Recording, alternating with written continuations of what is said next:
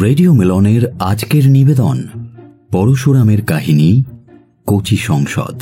গল্পটি ভালো লেগে থাকলে অবশ্যই লাইক এবং শেয়ার করবেন এবং আরও নতুন নতুন গল্প শোনার জন্য সাবস্ক্রাইব করুন আমাদের অফিসিয়াল ইউটিউব চ্যানেল রেডিও মিলন 90.4 FM।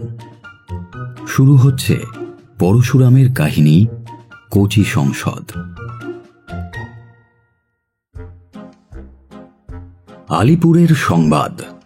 সাগর আইল্যান্ডে বায়ুমণ্ডলে যে গর্ত হয়েছিল সেটা সম্প্রতি পাকা রকম ভরাট হয়ে গিয়েছে, সুতরাং আর বৃষ্টি হবে না। চৌরঙ্গিতে 3টে সবুজ পোকার অগ্রদূত ধরা পড়েছে। ঘোলা আকাশ ছিঁড়ে ক্রমশ নীল রং বের হচ্ছে। রৌদ্রে কাঁসার রং ধরেছে। গিন্নি নির্ভয়ে লেপ কাঁথা শুকোচ্ছেন। অবশ্য শেষ রাত্রে একটু ঘনীভূত হয়ে শুতে হয়। এদিকে বাজারে টাকায় 1 গন্ডা রোগা রোগা ফুলকপির বাচ্চা বিক্রি হচ্ছে, পটল চড়ছে, আলু নামছে। স্থলে জলে মরুদ্গমে দেহে মনে শরৎ আত্মপ্রকাশ করেছে। সেকালে রাজারা নাকি এই সময় দিগ্বিজয় যেতেন। আদালত বন্ধ, আমার গৃহ মক্কেলহীন।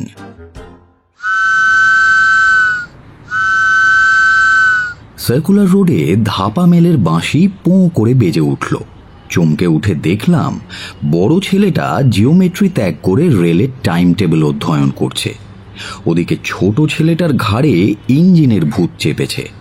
সে ক্রমাগত 2 হাতের কনুই ঘুরিয়ে ছুঁচোর মতো মুখ করে বলছে ঝুকঝুক ঝুকঝুক ঝুকঝুক ঝুকঝুক। মন চঞ্চল হয়ে উঠল। এবার কোথায় যাওয়া যায়? 2-1 মহাপ্রাণ বন্ধু বললেন, পূজার ছুটিতে দেশে যাও, পল্লী সংস্কার করো। কিন্তু অতীব লজ্জার সাথে স্বীকার করছি যে বহু বহু সৎকার্যের ন্যায় এটিও আমার দ্বারা হবার নয়। জানামি ধর্মং, অন্তত মোটামুটি জানি, কিন্তু নচমে প্রবৃত্তি। ভ্রমণের নেশা আমার মাথা খেয়েছে। পদব্রজ, গোজান, মোটর, নৌকা, জাহাজ এসব মাঝে মাঝে স্বাদ বদলানোর জন্য মন্দ নয়, কিন্তু জানের রাজা রেলগাড়ি, আর রেলগাড়ির রাজা EIR। বন্ধু বলেন, ইংরেজের জিনিসে তোমার অত উৎসাহ ভালো দেখায় না। আচ্ছা, রেল না হয় ইংরেজ করেছে, কিন্তু খরচটা জোগাচ্ছে কে? আজ না হয় আমরা ইংরেজকে সহিংস বাহবা দিচ্ছি, কিন্তু এমনও দিন ছিল যখন সেও আমাদের কীর্তি দেখে অবাক হতো। আবার পাশা উল্টোবে, 10 বছর সবুর করো, তখন তারায় তারায় মেল চালাবো, আর ইংরেজ বেটারা ফ্যাল ফ্যাল করে তাকিয়ে দেখবে। সঙ্গে নেব না, পয়সা দিলেও না, বুঝলে? বাংলার নদ নদী, ঝোপ ঝাড়, পল্লী কুটিরের ঘুঁটের সুমিষ্ট ধোঁয়া, পানাপুকুর থেকে উত্থিত জুঁই ফুলের গন্ধ, এসব অতি স্নিগ্ধ জিনিস। কিন্তু এই দারুণ শরৎকালে মন চায় ধরিত্রীর বক্ষ বিদীর্ণ করে স্বগর্জনে ছুটে যেতে। পাঞ্জাব মেল শোঁ শোঁ করে ছুটছে। বড় বড় মাঠ, সারি সারি তালগাছ, ছোট ছোট পাহাড়, নিমেষে নিমেষে পট পরিবর্তন। মাঝে মাঝে বিরাম, পান, বিড়ি, সিগারেট, চা, গ্রাম, পুরি কচৌরি, রুটি কাবাব, ডিনার স্যার অ্যাট শিকোদাবাদ। তারপর আবার প্রবল বেগ। টেলিগ্রাফের খুঁটি ছুটে চলেছে। দুপাশে আখের ক্ষেত স্রোতের মতো বয়ে যাচ্ছে। ছোট ছোট নদী কুণ্ডলি পাকিয়ে অদৃশ্য হচ্ছে। দূরে প্রকাণ্ড প্রান্তর অতি দূরের শ্যামায়মান অরণ্যানীকে ধীরে ধীরে প্রদক্ষিণ করছে। চারিদিকে কয়লার ধোঁয়ার গন্ধ। হঠাৎ জানালা দিয়ে এক ঝলক উগ্র মধুর ছাতিম ফুলের গন্ধ। আহা! তারপর সন্ধ্যা। পশ্চিম আকাশের ওই বড় তারাটা গাড়ির সঙ্গে পাল্লা দিয়ে ছুটে চলেছে। ওদিকের বেঞ্চে স্থূলধর লালাজি এর মধ্যেই নাক ডাকছেন, আর মাথার উপরে ফিরিঙ্গিটা বোতল খুলে কি যেন খাচ্ছে।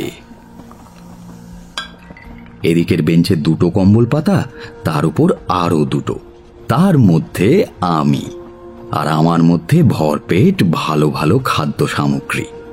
তাছাড়া বেতের বাক্সেও আরো আছে অনেক। গাড়ির অঙ্গে অঙ্গে লোহালক করে, চাকার ঠোক করে জিঞ্জির ও ভান্ডার ঝনঝনায় মৃদঙ্গ মঞ্জিরা বাজছে, আর আমি চিৎপাত হয়ে তাণ্ডব নাচছি। হামেই নাস্তো, হামেই নাস্তো, হামেই নাস্তো। এই পাশবিক পরিকল্পনা, এই অহেতুক রেলওয়ে প্রীতি, এর পেছনে মনস্তত্ত্বের কোনো দুষ্টু সর্প কি লুকিয়ে আছে? গিরিন বোসকে জিজ্ঞেস করতে সাহস হয় না। চট করে স্থির করে ফেললাম ডালহাউসি যাব, আমার এক পাঞ্জাবি বন্ধুর নিমন্ত্রণে। একাই যাব। গিন্নিকে একটা মোটা রকম ঘুষ এবং অজস্র থিয়েটার দেখার অনুমতি দিয়ে ঠান্ডা করে রাখবো আপাতত, এই ভাবলুম। কিন্তু বাস্তবে কি তা হয়? Man proposes, women disposes. আমার বড় সুটকেসটা ঝাড়ছি, হঠাৎ বিদ্যুৎ প্রভার মতো ছুটে এসে গিন্নি বললেন, হোয়াট হোয়াট হোয়াট? হ্যাঁ, হোয়াট? এইখানে একটা কথা চুপি চুপি বলে রাখি। গিন্নির ইংরেজি বিদ্যে ওই ফার্স্ট বুক পর্যন্তই, কিন্তু তিনি আমার ফাজিল শ্যালকদের কল্যাণে গুটিকতক মুখরোচক ইংরেজি শব্দ শিখেছেন এবং সুযোগ পেলেই সেগুলি প্রয়োগ করে থাকেন।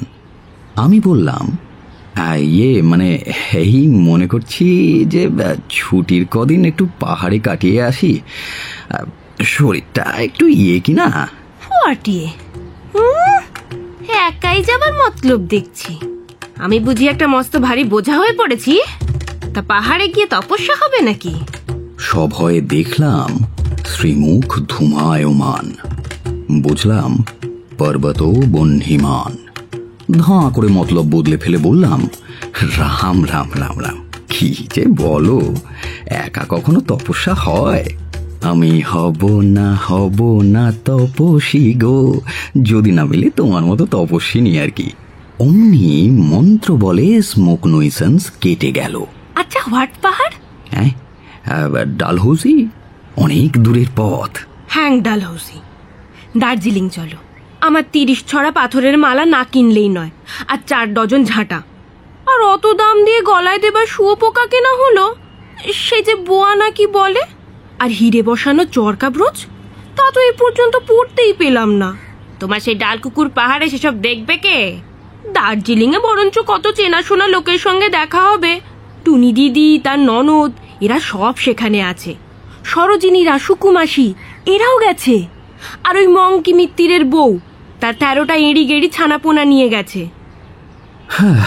যুক্তি অকাট্য, সুতরাং দার্জিলিং যাওয়াই স্থির হলো। দার্জিলিংয়ে গিয়ে দেখলাম মেঘে বৃষ্টিতে 10 দিক আচ্ছন্ন। ঘরের বাইরে যেতে ইচ্ছে হয় না, আবার ঘরের মধ্যে থাকতে আরও অনিচ্ছা জন্মায়। প্রাতঃকালের আহার সমাধা করে পায়ে মোটা বুট এবং আপাদমস্তক ম্যাকিনটস পরে বেড়াতে বেরিয়েছি। এই পর্যন্ত রবীন্দ্রনাথের সাথে আশ্চর্য রকম একটা মিল আছে, কিন্তু আমার অদৃষ্ট অন্য প্রকার। বদ্রাউনের নবাব গোলাম কাদের খাঁর পুত্রীর সাক্ষাৎ পেলাম না। জনশূন্য ক্যালকাটা রোডে একাকী পদচারণ করছি, করতে করতে ভাবছিলাম, অবলম্বনহীন মেঘরাজ্যে আর তো ভালো লাগে না। এমন সময় অনতি দূরে দেখা হলো ডুমরাওনের মুক্তার নকুর চৌধুরীর সঙ্গে, যিনি সম্পর্ক নির্বিশেষে আত্মীয় অনাত্মীয় সকলেরই সরকারি মামা।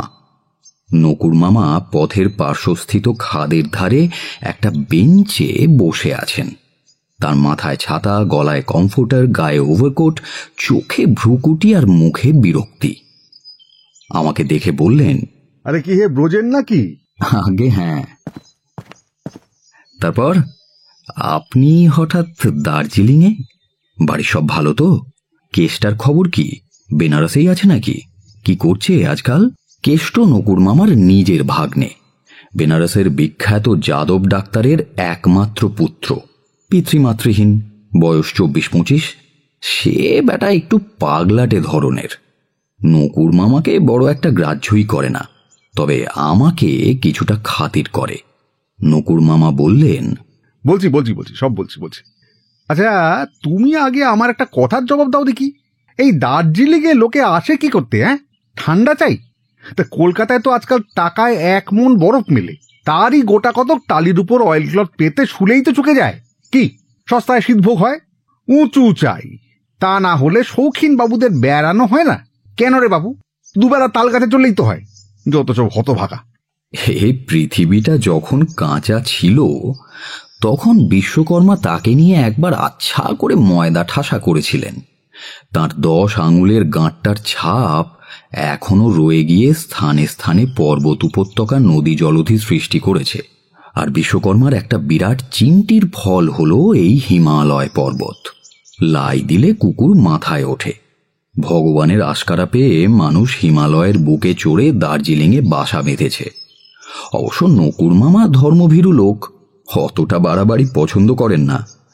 বললাম, কি জানেন নকুর মামা, কষ্ট পাবার যে আনন্দ, তাই লোকে আজকাল পয়সা খরচ করে কেনে।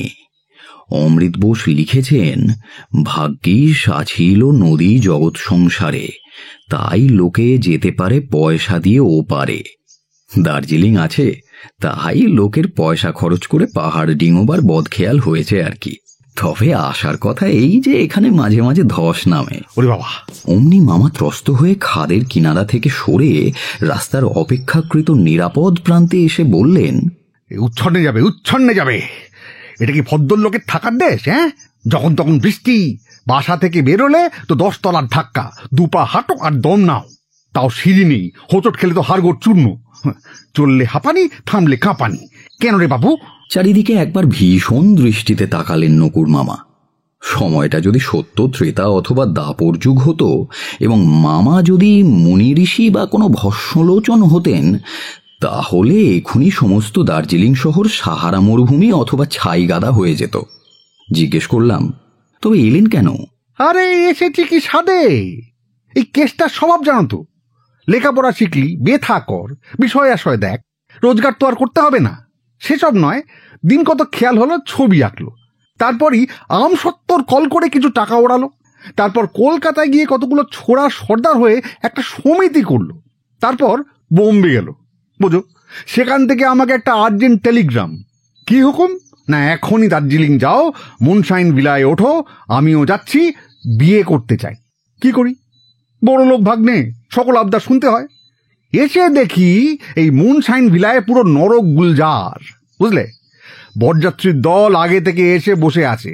সেই যে কোচি সংসদ, গেস্ট হাজার প্রেসিডেন্ট। তা পাত্রী ঠিক হয়েছে? আরে কোথায় পাত্রী? এখানে এসে হয়তো একটা লেপচানি কি ভুটানি বিয়ে করবে। ওই কোচি সংসদের সদস্যরা কিছু জানে না? কিচ্ছু না। আর জানলেই বা কি, তাদের কথাবার্তা আমি মোটেই বুঝতে পারি না, সব যেন হিয়ালি করে কথা বলে। তবে তারা খায় দায় ভালো, আমার সঙ্গে তাদের ওইটুকুই সম্বন্ধ। কেষ্ট বাবাজি আজ বিকেলে পৌঁছবেন। সন্ধ্যাবেলায় যদি আসো তবে সবই টের পাবে। সংসদের সঙ্গের সঙ্গেও আলাপ পরিচয় হবে। কোচি সংসদদের কথা পূর্বেই শুনেছি। এদের সেক্রেটারি পেলব রায় আমাদের পাড়ার ছেলে। তার পিতৃদত্ত নাম অবশ্য পেলারাম। বিয়ে পাশ করে ছোকরার কোচি এবং মোলায়েম হবার বাসনা হয়েছে। সে গোঁফ কামালো, চুল বাড়ালো এবং লেডি টাইপিস্টের খোঁপার মতো মাথার দুপাশ ফাঁপিয়ে দিল। তারপর মুগার পাঞ্জাবি, গরদের চাদর, সবুজ নাগরা আর লাল ফাউন্টেন পেন পরে মধুপুরে গিয়ে আশু মুখুজ্জেকে ধরল। ইউনিভার্সিটির খাতাপত্রে পেলারাম রায় কেটে যেন পেলব রায় করা হয়। স্যার আশুতোষ তো 1 ভলিউম এনসাইক্লোপিডিয়া নিয়ে তাড়া করলেন। পেলারাম পালিয়ে এলো এবং বিএ ডিপ্লোমা বাক্সে বন্ধ করে নিরুপাধিক পেলব রায় হল। তারই উদ্যমে কোচি সংসদ প্রতিষ্ঠিত হয়েছে। তবে যতদূর জানি কেষ্টই সমস্ত খরচপত্র যোগায়। এই কোচি সংসদদের উদ্দেশ্য কি তা আমার ঠিক জানা নেই। শুনেছি এরা যাকে তাকে মেম্বার করে না এবং নতুন মেম্বারের দীক্ষা প্রণালীও এক ভয়াবহ ব্যাপার। গভীর পূর্ণিমার নিশীথে সমবেত সদস্যমণ্ডলীর করস্পর্শ করে দীক্ষার্থী 16টি ভীষণ শপথ গ্রহণ করে। সঙ্গে সঙ্গে 16 টিন সিগারেট পড়ে এবং এন্তার চা খরচ হয়। যাগে, অনেক বেলা হয়েছে, মেঘও কেটে গিয়েছে। সন্ধ্যের সময় নিশ্চয়ই মুনশাইন ভিলায় যাব বলে নকুর মামার কাছে বিদায় গ্রহণ করলাম। গিন্নি 3 ছড়া 5 শিকা দামের চুনি পান্নার মালা উপর্যুপরি গলায় পরে বললেন, দেখো তো কেমন মানাচ্ছে। চমৎকার, ঠিক যেন পরস্ত্রী। তুমি একটা ক্যাভ, পরস্ত্রী না হলে বুঝি মনে ধরে না? আরে এত ছোট কেন? পরকীয়া তত্ত্ব অতি উঁচু দরের জিনিস। তার মহিমা বোঝা যার তার কম্য নয়। তবে যে নিজের স্ত্রীকে পরস্ত্রীর মতো নিত্য নতুন ধরি ধরি করে ধরিতে না পারি দেখে, সে অনেকটাই এগিয়েছে। রাধাকৃষ্ণই হচ্ছেন মডেল প্রেমিক। ফ্রয়েড বলেছেন, ড্যাম ফ্রয়েড অ্যান্ড রাধাকৃষ্ণ মাথায় থাকুন, আমাদের মতো মুখ্য লোকে সীতারামই ভালো। কিন্তু রাম যে সীতাকে দুবার পোড়াতে চাইলেন তার বেলা? সে তো লোক নিন্দিতে বাধ্য হয়ে। ত্রেতা যুগের লোকগুলোই ছিল কুচুন্ডে রাস্কেল। সে তিনি ভরতকে রাজ্য দিয়ে সীতাকে নিয়ে আবার বনে গেলেই পারতেন। সেই আহ্লাদে প্রজারে যে রামকে ছাড়তেই চাইলে না। বাহ বাহ বাহ বাহ বাহ, বিউটিফুল। তুমি আমার চাইতে ঢের বড় উকিল। আমি তোমাকে রামচন্দ্রের তরফ থেকে ধন্যবাদ দিচ্ছি। কিন্তু ভাগ্যিস তিনি সীতার মতো বউ পেয়েছিলেন, তাই নিস্তার পেয়ে গেলেন। তোমার পাল্লায় পড়লে অযোধ্যা শহরটাকেই ফাঁসি দিতে হতো। কেন? আমি কি শূর্পণখা নাকি তারকা রাক্ষসী? সীতা ছিলেন গোবেচারী লক্ষ্মী মেয়ে, তোমার মতো অত আবদারে নয়, বুঝেছ? ও তাই নাকি? তা সোনার হরিণ কে চেয়েছিল মশাই? কত ওজন তার খোঁজ রাখো, যদি ফাঁপাও হয় তাও 5,000 ভরি। আচ্ছা আচ্ছা আচ্ছা, ঠিক আছে ঠিক আছে, তোমারই জিত। আর শুনেছ তো কেষ্ট যে এখানে বিয়ে করতে আসছে, সেই কাশীর কেষ্ট। উমা তাই নাকি? ভাগ্যিস খান কত গয়না এনেছি। কিন্তু আশ্বিন মাসে লগ্ন কই? প্রেমে তেজ থাকলে লগ্নে কি বা আসে যায়। তবে পাত্রীটিকে তা কেউ জানে না। হয়তো এখনো পাত্রী স্থিরই হয়নি, যদিও বরযাত্রীর দল হাজির। গ্যাস শুনেছিলাম কেষ্টর বাপের ইচ্ছে ছিল টুনি দিদির ননদের সঙ্গে কেষ্টর বিয়ে দিতে। সে মেয়ে তো এখানেই আছে, আর বড় সড়ো হয়েছে। তারও বাপ মা নেই। তার দাদা টুনিদির বর ভুবনবাবু, তিনি এখন অভিভাবক। তা বলতে পারি না। কেষ্টর মতিগতি বোঝা বা শিবেরও অসাধ্য। যাকে যাক, ওসব কথা বাদ দাও। ওই সন্ধ্যের সময় একবার কেষ্টার বাসায় যাব। মনোহারিণী সন্ধ্যা। জনবিরল পথ দিয়ে চলেছি। শহরের সর্বত্র ওপরে আরো ওপরে, নিচে এবং আরো নিচে স্তরে স্তরে অগণিত দীপমালা ফুটে উঠেছে। রাস্তার দুধারে ঝোপে জঙ্গলে পাহাড়ি ঝিঁঝির অলৌকিক মূর্ছনা সরোজ থেকে নিষাদে লাফিয়ে উঠেছে। পরিষ্কার আকাশে চাঁদ উঠেছে, কুয়াশার চিহ্ন মাত্র নেই। ওই তো, ওটাই তো মুনশাইন ভিলা।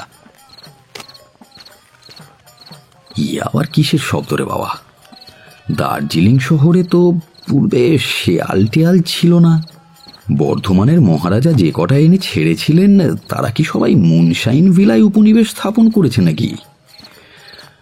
আরে বাবারে, না না না না না না, এ শেয়াল নয়, এ তো কোচি সংসদদের গান।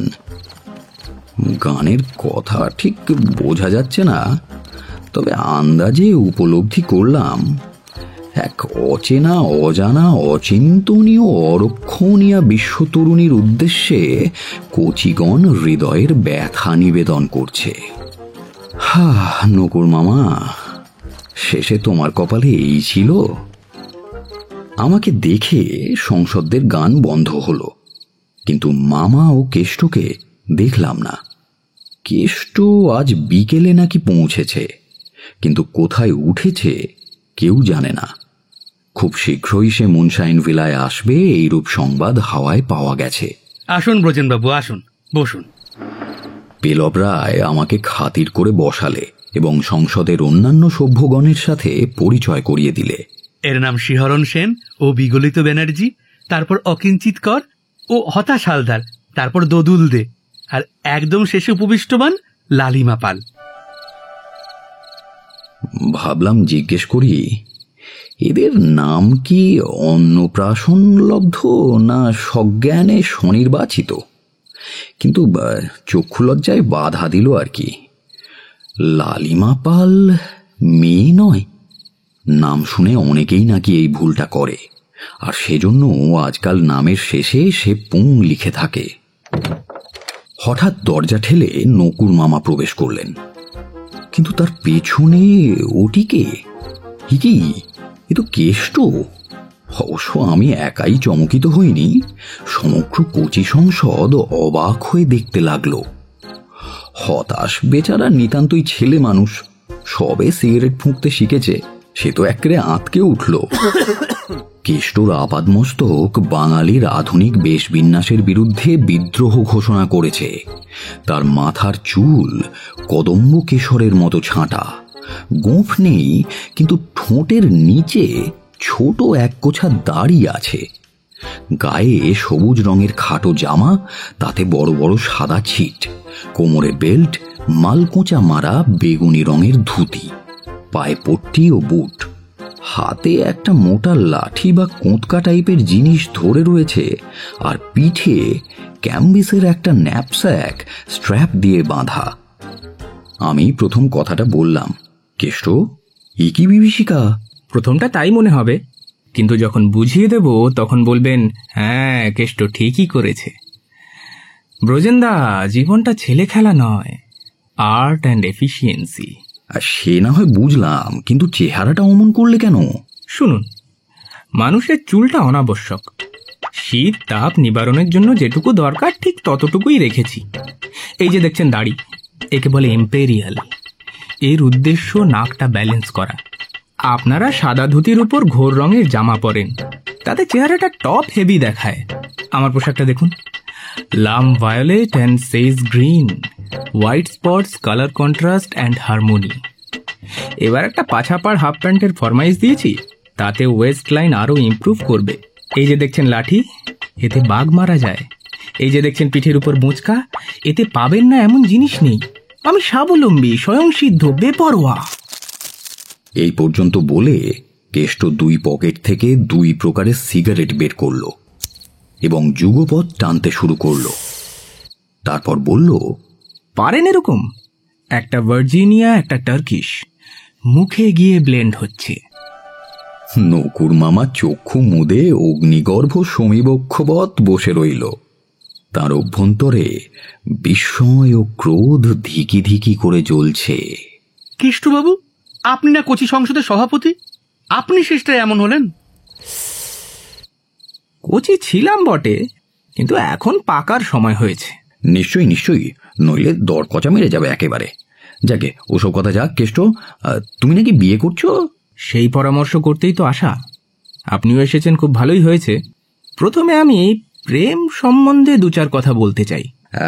নকুর মামা, আপনি বরং ওপরে গিয়ে লেপ মুড়ি দিয়ে শুয়ে পড়ুন, বুঝলেন? আর ঠান্ডা ঠান্ডা লাগাবেন না। যা স্থির হয় পরে জানবেন ক্ষণ। নকুর মামা চলে গেলেন। তারপর কেষ্ট, প্রেম কি প্রকার? তবে একটু চা হলে। বোদা, জি সাবসি। বোদা কেষ্টর চাকর, নেপালি ক্ষত্রিয়। তার মুখ দেখলেই বোঝা যায় সে চন্দ্রবংশাবতংশ।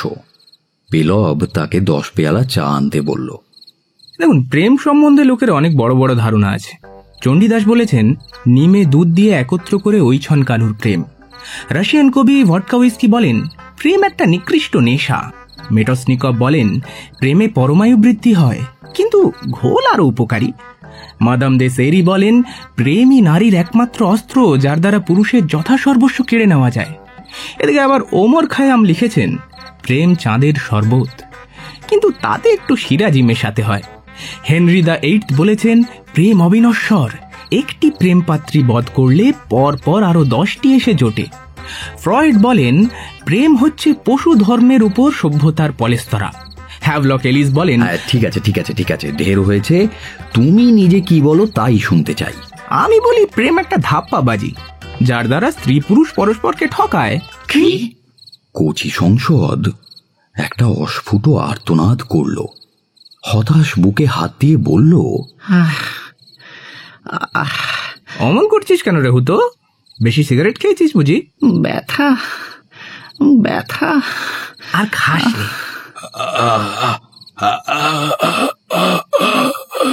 লালিমা পালের গলা থেকে একটা ঘড়ঘড়ে আওয়াজ নির্গত হলো। জাপানি ঘড়ি বাজার পূর্বে যেরকম করে সেই প্রকার। তার গলাটা স্বভাবতই একটু শ্লেষ্মা জড়িত। কলকাতায় থাকতে সে নাকি কোকিলের ডিমের সঙ্গে মকরধ্বজ মেরে খেত, কিন্তু এখানে অনুপান অভাবে ঔষধ বন্ধ আছে। নেলো, তোর যদি প্রেম সম্বন্ধে কিছু বলার থাকে বল। আমার মতে প্রেম হচ্ছে একটা একটা একটা ভূমিকম্প। এক্স্যাক্টলি, প্রেম একটা ভূমিকম্প, ঝঞ্ঝাবাত, নয়াগ্রা প্রপাত, আকস্মিক বিপদ, যাতে বুদ্ধিশুদ্ধি লোপ পায়। কেষ্টর কথায় লালিমা আর একবার বাজার উপক্রম করল, কিন্তু তার প্রতিবাদ নিষ্ফল জেনে অবশেষে নিরস্ত হল। তবে কেষ্ট, তুমি বিয়ে করতে চাও কেন? কত টাকা পাবে? 1 পয়সাও না। আমি বিয়ে করতে চাই জগৎকে একটা আদর্শ দেখাবার জন্য। জগতে 2 রকম বিবাহের প্রচলন আছে। এক হচ্ছে আগে বিবাহ তারপরে প্রেম, যেমন সেখেলে হিন্দুর। আর আরেক রকম হচ্ছে আগে প্রেম তারপর বিবাহ, অর্থাৎ কোর্টশিপের পর বিবাহ। আমি বলি 2ই ভুল। আগে বিবাহ হলে পরে যদি বনিবনা না হয় তখন কোথা থেকে প্রেম আসবে? আর আগে প্রেম পরে বিবাহ এও সমান খারাপ, কারণ কোর্টশিপের সময় দুপক্ষই প্রেমের লোভে নিজের দোষ ঢেকে রাখে। তারপর বিবাহ হয়ে গেলে যখন গলদ বেরিয়ে পড়ে তখন। এসব তো পুরনো কথা বলছো। তুমি কি ব্যবস্থা করতে চাও তাই বলো। আমার সিস্টেম হচ্ছে প্রেমকে একদম বাদ দিয়ে কোর্টশিপ চালাতে হবে, কারণ প্রেমের গল্প থাকলেই লুকোচুরি আসবে। চাই 2 জন নির্লিপ্ত সুশিক্ষিত নরনারী আর একজন বিচক্ষণ ভুক্তভোগী মধ্যস্থ ব্যক্তি, যিনি নানা বিষয় উভয় পক্ষের মতামত বেশ করে মিলিয়ে দেখবেন। আর আমি একটা লিস্ট করেছি, এতে আছে বেশভূষা, আহার্য, শয্যা, পাঠ, কলাচর্চা, বন্ধু নির্বাচন, আমোদ প্রমোদ ইত্যাদি 93টি অত্যন্ত দরকারি বিষয়, যা নিয়ে স্বামী স্ত্রী হরদম মতভেদ হয়ে থাকে। প্রথমেই যদি এসব মোকাবিলা হয়ে যায় এবং অধিকাংশ বিষয়ে যদি 2 পক্ষের একমত হয় আর বাকি অল্প স্বল্প বিষয় একটা রফা করা চলে, তাহলে পরে গোলযোগের ভয় থাকবে না। কিন্তু খবরদার, গোড়াতেই প্রেম এসে যেন না জোটে, তাহলে সব ভণ্ডুল হবে। শেষে যত খুশি প্রেম হোক, তাতে আপত্তি নেই। এতদিন চলছিল কোর্টশিপ, আমার সিস্টেম হচ্ছে হাই কোর্টশিপ। কোর্ট মার্শাল বললে আরো উপযুক্ত হয়। তা সিস্টেমটা তো বুঝলাম, কিন্তু এমন পাত্রী কে আছে যে তোমার এই এক্সপেরিমেন্টে রাজি হবে? তবে তুমি যে প্রেমের ভয় করছো সেটা একেবারে মিথ্যে, বুঝলে? তোমার ওই মূর্তি দেখলে প্রেম বাপ বাপ করে পালাবে। পাত্রী আমি আজ নিজে ঠিক করে এসেছি। কে সেই হতভাগিনী? ভুবন বোসের ভাগ্নি। হ্যাঁ, পদ্মমধু বোস। আরে, আমাদের টুনি দিদির ননদ। তাই বলো? গিন্নি তাহলে ঠিকই আন্দাজ করেছিল। কিন্তু শুনলাম তোমাদের বিয়ের কথা নাকি আগে একবার হয়েছিল। এতে কেসটা প্রেজুডিসড হয়ে যাবে না? মোটেই না, আমরা দুপক্ষই নির্বিকার। ব্রজেন্দা, আপনাকে মধ্যস্থ হতে হবে, কিন্তু আপনার লিগ্যাল ম্যাট্রিমোনিয়াল 2 রকম অভিজ্ঞতাই আছে, ভালো করে জেরা করতে পারবেন। আমি রাজি আছি, কিন্তু মেয়েটা আমার ওপর চোটে না বসে। না না, কোনো ভয় নেই। পদ্ম অত্যন্ত বুদ্ধিমান লোক।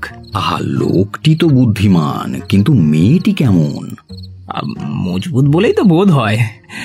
7 মাইল হাঁটতে পারে, 2 ঘন্টা টেনিস খেলতে পারে, মাস্কুলার ইন্ডেক্স খুব হাই, আর ফ্যাটিক কোএফিসিয়েন্ট বেশ লো। সেলাই জানে, রান্না জানে, লজিক জানে, বাজে তর্ক করে না, ইকোনমিক্স জানে, গান গাইবার সময় বেশি চেঁচায় না। তাহলে কাল সন্ধেবেলা ঠিক ভুবনবাবুর বাড়ি চলে যাবেন, লাভলক রোড, মডলিন কটেজ। অগত্যা আমি প্রতিশ্রুতি দিয়ে গৃহাভিমুখে রওনা হলাম। মুনশাইন ভিলার গেট পার হতেই একটা কোলাহল কানে এলো। আন্দাজে বুঝলাম কোচি সংসদের রুদ্ধ বেদনা মুখরিত হয়ে কেষ্টকে গঞ্জনা দিচ্ছে। আমি আর দাঁড়ালাম না। সমস্ত কথা শুনে গিন্নি মত প্রকাশ করলেন, পার্সি থিয়েটারের চাইতেও ভালো। আমি কিন্তু তোমার সঙ্গে যাচ্ছি। যদি 5 টাকা দিয়ে টিকিট কিনতে হয় তাতেও রাজি আছি। কিন্তু তোমাকে তো শুনতে দেবে না। হাইকোর্টশিপ গোপনে হয়, ওটুকুই সাধারণ কোর্টশিপের সঙ্গে মেলে। ঘরে থাকবো শুধু আমি, কেষ্ট আর পদ্ম। আরই পাতবো? তার দরকার নেই, সব কথা তো এমনিতেই পরে শুনতে পাবে। সে যাই হোক, আমিও যাব। কিন্তু পরের ব্যাপারে তোমার ওরকম কৌতূহল তো ভালো নয় গিন্নি। ফ্রয়েডের ব্যাখ্যা কি করেন জানো? খবরদার, ও মুখ পোড়ার নাম করো না বলছি। অগত্যা দুজনেই টুনি দিদির বাসায় চললাম। ভুবনবাবু আর টুনিদি, এনারা যেন সংখ্যা দর্শনের পুরুষ প্রকৃতি। কর্তাটি কুঁড়ের সম্রাট, সমস্তক্ষণ ড্রেসিং গাউন পরে ইজি চেয়ারে বসে বই পড়েন আর চুরুট ফোঁকেন। গিন্নিটি ঠিক উল্টো, অসীম শক্তিময়ী, অঘটন ঘটনপটিয়সী, মাছ কোটা থেকে গাড়ি রিজার্ভ করা পর্যন্ত সব কাজ তিনি নিজেই করে থাকেন। কথা বলার ফুরসত নেই। তাড়াতাড়ি অভ্যর্থনা শেষ করেই অতিথি সৎকারের বিপুল আয়োজন করতে তিনি রান্নাঘরে ছুটলেন। ওদিকে পদ্ম এসে প্রণাম করল। খাসা মেয়ে, কেষ্টা হতভাগা বলে কিনা মজবুত, এ কি হাতুড়ি না হামানদিস্তা? কোচি সংসদের মধ্যে বাস্তবিকই যদি কেউ নিরেট কোচি থাকে তাহলে সেটা কেষ্টাই, যতই প্রেমের বক্তিমে করুক। ঋষি শৃঙ্গের একটা শিং ছিল, এই কেষ্টর দুটো শিং। কিন্তু এই সুশ্রী বুদ্ধিমতী সপ্রতিভু মেয়েটি কেন ওই গর্ধবের খেয়ালে রাজি হলো? স্ত্রী জাতি বাঁদর নাচ দেখতে ভালোবাসে, পদ্মের উদ্দেশ্য কি শুধুই তাই? স্ত্রী চরিত্র বোঝা বড়ই শক্ত। না না না, ওই মনস্তত্ত্বের বইগুলো আরো ভালো করে পড়তে হবে। অবশেষে হাইকোর্টশিপ আরম্ভ হলো। ঘরের পর্দা ভেদ করে সুদূর রান্নাঘর থেকে টুনি দিদি ও আমার গিন্নির উচ্চ হাসি আর কাটলেট ভাজার গন্ধ আসছে। আমি যথাসাধ্য গাম্ভীর্য সঞ্চয় করে শুভ কাজ আরম্ভ করলাম। এই মকদ্দমায় বাদী, প্রতিবাদী, অনুবাদী, সংবাদী, বিসংবাদী কে কে তা এখনো স্থির হয়নি, কিন্তু সেজন্য বিচার আটকাবে না। কারণ দুই সাক্ষী হাজির, শ্রীমান কেষ্ট এবং শ্রীমতী পদ্ম। ব্রজেন্দা, আপনি এই গুরু বিষয় নিয়ে আর তামাশা করবেন না, কাজ শুরু করুন। আহা, ব্যস্ত হও কেন? আগে যথারীতি সত্যপাঠ করাই। শ্রীমান কেষ্ট, তুমি শপথ করে বলো যে তোমার মধ্যে পূর্বরাগের কোনো কমপ্লেক্স নেই। যদি থাকে তাহলে মকদ্দমা এখানেই ডিসমিস হয়ে যাবে। আরে না না, একদমই নেই। পদ্ম যখন 5 বছরের, আমি তখন 10 বছরের। তখন ওকে যেরকম দেখতাম এখনো ঠিক তাই দেখি, তবে আগে ওকে ঠ্যাঙাতাম, এখন আর ঠ্যাঙাই না। অলরাইট। শ্রীমতী পদ্ম, কেষ্টর প্রতি তোমার মনোভাব কিরকম তা জিজ্ঞেস করে তোমায় আর অপমান করতে চাই না। কেষ্টর মূর্তি হচ্ছে পূর্বরাগের অ্যান্টিডোট। যাকে কেষ্ট, এইবার তোমার সেই ফিরিস্তিটা দাও। 93টা আইটেম কি কি দেখি? বেশভূষা, আহার্য, শয্যা, পাঠ্য। ওরে বাবা, এ তো দেখছি পাকা 15 দিন লাগবে হে। দেখো, আজ বরঞ্চ আমি গোটা কতক বেছে বেছে প্রশ্ন করি। যদি অবস্থা আশঙ্কাজনক মনে হয় তবে কাল থেকে না হয় সিস্টেমেটিক্যালি শুরু করা যাবে। আচ্ছা, প্রথমেই তাহলে আহার্য সম্বন্ধে জিজ্ঞাসা করি, কারণ ওটাই সবচেয়ে দরকারি, ফ্রয়েড যাই বলুন না কেন। কেষ্ট, তুমি লঙ্কা খাও? ঝাল আমার মোটেই সহ্য হয় না। পদ্ম কি বলো? লঙ্কা না হলে আমি খেতেই পারি না। Bad bad, very bad. প্রথমেই ঢেরা পড়ল। স্বামী স্ত্রীর তো ভিন্ন হেসেল হতে পারে না। রক্ষা করা চলে কিনা পরে স্থির করা যাবে। জলে লঙ্কা সেদ্ধ করে দুজনকে খাইয়ে দেখে এমন একটা পার্সেন্টেজ ঠিক করতে হবে যা দুপক্ষেরই বরদাস্ত হয়। আচ্ছা, তোমরা চায়ে কে ক চামচ চিনি খাও? 1। আমার 7। Very bad. আবার ঢেরা পড়ল। দেখুন, আমি মেরে কেটে 3 চামচ অব্দি উঠতে পারি। ও পদ্ম, তুমি একটু নামো না। খবরদার কেষ্ট, সাক্ষী ভাঙানোর চেষ্টা করো না। যা জিজ্ঞাসা করার আমি করব। যাকে, আচ্ছা কেষ্ট, তুমি কিরকম বিছানা পছন্দ করো? নরম না শক্ত? একটু শক্ত রকম, এই ধরুন 2 ইঞ্চি গদি। বেশি নরম হলে আমার আবার ঘুমই হয় না। আমি চাই তুলতুলে। Very very bad. এই যে ফের একটা ঢেড়া দিলাম। আচ্ছা কেষ্ট, পদ্মর চেহারাটা তোমার কিরকম পছন্দ হয়? তা মন্দ কি? ওসব ভাষা ভাষা জবাব চলবে না বাপু, ভালো করে দেখো তারপর বলো। পদ্ম লাল হলো। কেষ্ট অনেকক্ষণ ধরে তাকে নিরীক্ষণ করে বলল, খাসা চেহারা। হে পদ্ম আর সেই পদ্ম নেই, একেবারে। বসো বসো বসো, বসেই বলো। এত উত্তেজিত হওয়ার কিছু হয়নি, আর বাজে কথা একটু কম বলো। পদ্ম, এবারে তুমি কেষ্টকে দেখে বলো, পদ্ম ভুরু কুঁচকে কেষ্টর প্রতি চকিত দৃষ্টি হেনে বলল, যেন একটা সং। তা আমি না হয় চুলটা 1 ইঞ্চি বাড়িয়ে ফেলবো আর দাড়িটাও ফেলে দেবো। আচ্ছা পদ্ম, এই এই হাত দিয়ে দাড়িটা চেপে রাখলাম, এবার দেখো তো কেমন লাগছে। কি হোপলেস। আপত্তির প্রতিকার হতে পারে, কিন্তু বিদ্রুপের কোনো ওষুধ নেই। এই আপনি হচ্ছেন যত নষ্টের গোড়া, আপনি তো যাতে রিমার্ক করে সব গুলিয়ে দিচ্ছেন। আচ্ছা বাবু, ঠিক আছে, তুমি না হয় নিজেই জেরা করো। কেষ্ট পিড়ি হয়ে বসে আস্তিন গুটিয়ে বলল, পদ্ম, এই দেখো আমার হাত, একে বলে বাইসেপস আর একে বলে ট্রাইসেপস। এইরকম জবরদস্ত গড়ন তোমার পছন্দ হয়, না এই ব্রজেন্দার মতো গোলগাল নাদুস নুদুস চাও? তোমার মতামত জানতে পারলে আমি না হয় আমার আদর্শ সম্বন্ধে পুনরায় বিবেচনা করব। তোমার চেহারা তুমি বুঝবে, তাতে আমার কি? আমি তো আর তোমায় দারোয়ান রাখছি না। আচ্ছা তোমার হাতটা দেখি একবার, কিরকম পাঞ্জার জোর। কেষ্ট খপ করে পদ্মর পদ্মহস্ত ধরল। ও কি, এ তো সাক্ষীর ওপর হামলা, ওসব চলবে না। কেষ্ট, আমার ওপর যখন বিচারের ভার, তখন যা করার আমিই করব। তুমি চুপটি করে ওইখানে গিয়ে বসো। বেশ তো, আপনি না হয় আবার কোশ্চেন করুন। তার আর দরকার নেই, তোমাদের মোটেই মত মিলবে না, রভা করাও চলবে না।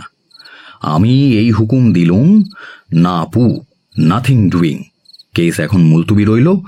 1 বছর নিজেদের মতামত বেশ করে রিভাইজ করো আগে, তারপর আবার অত্র আদালতে হাজির হবে। আপনি আমার সিস্টেমটাই বুঝতে পারেননি। আপনি যা করলেন সেটা কি একটা টেস্ট হলো? শুধু ইয়ার কি, দেখুন আপনাকে মধ্যস্থ আনাই ঝকমারি হয়েছে। দেখো কেষ্ট, বেশি চালাকি করো না, বুঝলে? আমি একজন উকিল, হ্যাঁ, 12 বছর ধরে প্র্যাকটিস করছি, 15 বছর হলো বিয়ে করেছি, সাইকোলজি পড়েছি ঝাড়া 1 মাস। কার সঙ্গে কার মত মেলে তা আমার বিলক্ষণ জানা আছে। আর তুমি তো নির্বিকার, তোমার এত রাগ কিসের? দেখো দেখি পদ্ম কেমন লক্ষ্মী মেয়ে, চুপটি করে বসে আছে। কেষ্ট রাগে গজগজ করতে লাগলো। এই সময় হঠাৎ ঘরের পর্দা ঠেলে টুনি দিদির ছোট খুকি প্রবেশ করল। নারী, তুমি কি চাহো? খুকির নারীত্বের দাবি অতি মহৎ এবং সমস্ত নারী সমাজের অনুধাবনযোগ্য। সে বললে, খাবেন চলুন, লুচি জুড়িয়ে যাচ্ছে। কেষ্ট কারো সাথে আর বাক্যালাপ করল না, এমনকি ভালো করে খেলও না। আহারান্তে আমি একাই নিজের বাসায় ফিরলাম। গিন্নি আজ এখানেই রাত্রি যাপন করবেন। পরদিন বেলা 10টার সময় গিন্নি ফিরে এসে আপাদমস্তক মুড়ি দিয়ে শুয়ে পড়লেন। সভয়ে দেখলাম তিনি কম্বলের ভেতরে ক্ষণে ক্ষণে নড়ে উঠছেন আর অস্ফুট শব্দ করছেন। ফিক ব্যথাটা আবার ধরেছে বুঝি? ডক্টর দাসকে ডাকবো নাকি? না, তার কোনো দরকার নেই, ও নিজেই সেরে যাবে। হিস্টেরিয়া হলো নাকি? ও উৎপাত তো ছিল না। নিশ্চয়ই বেচারা কালকের ব্যাপারে মনক্ষুণ্ণ হয়েছে। আমার মতলব তো জানে না। মেয়েরা চায় রাতারাতি বিয়েটা স্থির হয়ে যাক। আরে অত ব্যস্ত হলে চলে? কেষ্ট সবে বড়শি গিলেছে, এখন দিন কতক তাকে খেলাতে হবে। বিকেলে মুনশাইন ভিলায় গেলাম। উদ্দেশ্য কেষ্টকে একটু ঠান্ডা করা, কিন্তু কেষ্টর দেখা পেলাম না, মামারও দেখা নেই।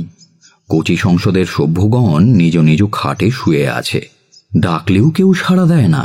তাদের দৃষ্টি উদাস, নিশ্চয়ই বড় রকমের একটা ব্যথা পেয়েছে। বোদাকে জিজ্ঞেস করলাম, বাবু কাহা? বোদার বদন চক্রে দর্শন। নিঃশ্বাস এবং বাক নিঃসরণের জন্য যে কয়েকটি ছোট ছোট ছিদ্র আছে তা বিস্তারিত হলো। बाबू भागा। হ্যাঁ, কেষ্টবাবু ভাগা? কাহা ভাগা? নিশ্চয়ই ভুবন বাবুর বাড়িতে গিয়া হোগা। भुवन बाबू भाग गया, उनकी बीवी भाग गया, उनकी खोकी भाग गया, और खोकी का घोड़ा भी भाग गया, और गोरी सी मीसी बाबा जो थी सो भी भाग गया। বেটার ছেলে বলে কি? কেষ্ট পালিয়েছে, ভুবনবাবু, তার বিবি, তার খুকির ঘোড়া এবং ওই ফর্সা মতো মিশি বাবা অর্থাৎ পদ্ম, সকলেই পালিয়েছে। আর নকুর মামা বোধহয় খোঁজে বেরিয়েছেন। কোচি সংসদ কিছুই জানে না, কাজেই জিজ্ঞাসা করা বৃথা। তখন আমার গিন্নির কাণ্ড মনে পড়ল। ফিক ব্যথাও নয়, হিস্টিরিয়াও নয়, ও শুধু হাসি লুকোনোর চেষ্টা। তৎক্ষণাৎ বাসায় ফিরলাম। এই তুমিই হলে যত নষ্টের গোড়া। হা হা, কি আমার কাজের লোক, নিজে কিছুই করতে পারলেন না, এখন আমার দোষ। দোষ গুণ পরে বিচার হবে, এখন ব্যাপারটা কি তাই বলো। তুমি তো রাত 10:30টায় ফিরে গেলে। টুনি দিদি আর আমি গল্প করতে লাগলাম, সে কত সুখ দুঃখের কথা। রাত 12টার সময় দেখি কেষ্ট চুপি চুপি আসছে। তার মুখে চোখে কাঁদো কাঁদো অবস্থা, চাউনি পাগলের মতো। টুনিদি জিজ্ঞেস করলো, কি হয়েছে কেষ্ট? পদ্মর সঙ্গে বিয়ে না হলে আমি আর প্রাণ রাখবো না, আর তর্স হয়েছে না, হয় পদ্ম নয়তো অ্যাসিড। তার আর চিন্তা কি, অ্যাসিড তো ডাক্তারখানায় পাওয়াই যায়, আর পদ্ম মজুদ আছে। আগে সকাল হোক, তারপর যা হয় একটা ব্যবস্থা করা যাবে। আমি এক্ষুনি আমার সঙ্গে সাজ ফেলে দিয়ে ভদ্রলোক সাজবো, কিন্তু এত লাফালাফির পর 5 জনের সামনে মুখ দেখাবো কেমন করে? কুছ পরোয়া নেই, কালকের মেইলেই কলকাতায় পালিয়ে চল, গিয়েই বিয়ে দিয়ে দেব। কিন্তু পদ্ম বিগড়ে বসলো। টুনিদি বলল, নে নে। নে কি? টুনিদিকে তো জানোই, তার অসাধ্য কোনো কাজ নেই। সেই রাতেই মশাই মোট বাঁধা হয়ে গেল 163টা লাগেজ। তারপর আজ সকালে তাদের ট্রেনে তুলে দিয়ে এখানে চলে এলাম। বিয়ের পর 1.5 মাস কেষ্ট আমার সঙ্গে লজ্জায় দেখা করেনি, সবে কাল এসে ক্ষমা চেয়ে গেছে। আমি তাকে সর্বান্তকরণে মার্জনা করেছি এবং মনস্তত্ত্ব থেকে নজির দেখিয়ে বুঝিয়ে দিয়েছি যে তার লজ্জিত হওয়ার কোনো কারণ নেই। কেষ্টার মনের আড়ালে যে আর একটা উপমন এতদিন ছাই চাপা ছিল, তারই ভূমিকম্পের ফলে সে বাঁদর নাচ নেচেছে। ওদিকে কোচি সংসদ ছত্রভঙ্গ হয়ে গেছে। কেষ্ট আবার একটা নতুন ক্লাব স্থাপন করেছে, হই হয় সংঘ। ইতিহাস প্রসিদ্ধ হই হয় ক্ষত্রিয়গণের সঙ্গে এর কোনো সম্বন্ধ নেই। এর মেম্বার সস্ত্রীক আমি আর কেষ্ট। এই বড়দিনের বন্ধে আমরা হাওড়া থেকে পেশোয়ার পর্যন্ত হই হই করতে করতে যাব।